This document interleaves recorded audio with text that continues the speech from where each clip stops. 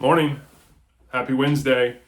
So today I kind of wanted to talk about Audible and some of my favorite Audible books, along with my favorite Audible narrators. Those kind of go hand in hand. But before we get started, I kind of want to give you a little bit of backstory about my kind of dealings with Audible. I've been nothing but happy with Audible. In terms of, taking the jump and doing books on, listening to books, it was apprehensive at first. Just that's me personally because, growing up I had a auditory issue, a learning disability related to, listening to things. And I didn't feel like books I had to listen to would be, my jam. I figured I'd have a comprehension issue, attention issue, that kind of thing, and I was mildly surprised. I took, kind of the leap of faith and started Audible many, many years ago. And when I first started, it had a lot to do with just common sense. And as I was thinking it through, taking a chance because I was traveling a lot, for work. And I figured, I'm on the road, I might as well, try this out, kind of thing. And about 10 years later, here I am, and I've got, close to 300 books on my Audible library. So it's been great. Their customer service is great. If you try a book out and it's not for you, they let you return it and you get your credit back. There's different levels of membership depending on, what your tastes are or what you plan, what you'd like to spend.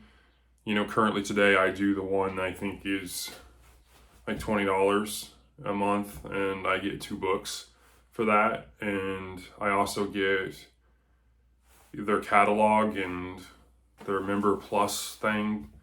And so I've found some great deals where they offer some free books and free downloads, and I take advantage of everything I can, with my membership, and I find value in it. So, but really the most value for it though is I found over time is when I'm doing odds and end things, I can listen to books. It's a way really to bolster the amount of books that I read. And doing odds and ends things, whether it's driving, commuting, family vacation, for work, or just in general, running over to somewhere to go to the store, I can listen to books, and that really helps, me get through the number of books that I do. So I also, use it when I'm doing odds and ends around the house and that kind of thing, especially with things I don't have to really think about.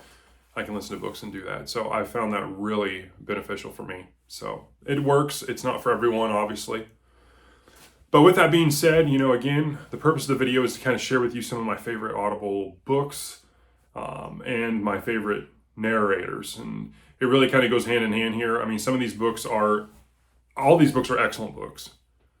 A couple of them are series. They're excellent. I highly recommend them. Are they my favorite all-time books? No, but these are really good books, and the narrators make them really, really good.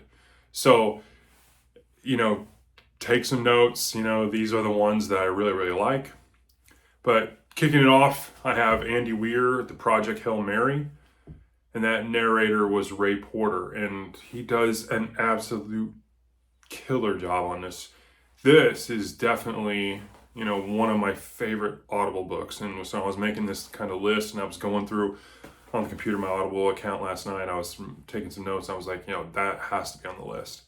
He does such a good job. The emotions in some of the, characters with Rocky, it's just really, really good. Harlan Coben, The Boy from the Woods. The narrator was Steven Weber. I think Steven Weber does a good job. He's solid. Probably not as good as Ray Porter, not as good as a couple of the others, but I will definitely outline some of the top tier people. But he's solid. I enjoy him. Again, you get to try books, you can sample them on their library, and sometimes the narrator, you just don't click. I'm not able to listen to that. That guy is just boring. Or it's like, that's going to put me to sleep. So you have to I recommend sampling as you're shopping on Audible. Next, we have Jim Butcher, Dresden Files. huge Dresden Files fan, one of my all-time favorite fantasy series. James Marsters on Audible is Harry Dresden to the T. Like, there's no one else that can play that, period. So from this point on, after 17 books, no one can do Harry Dresden on Audible like James Marsters. So next we have another favorite, The Street Lawyer by John Grisham. That's one of my favorite books. The narrator's Frank Mueller.